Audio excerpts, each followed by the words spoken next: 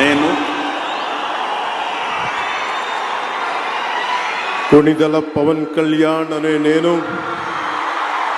శాసనం ద్వారా నిర్మితమైన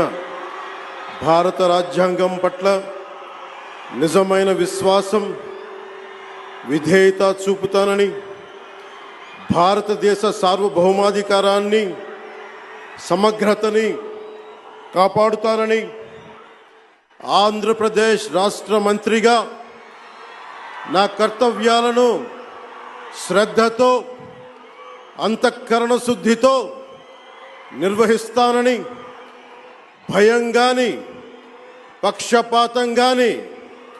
రాగద్వేషాలు కానీ లేకుండా రాజ్యాంగాన్ని,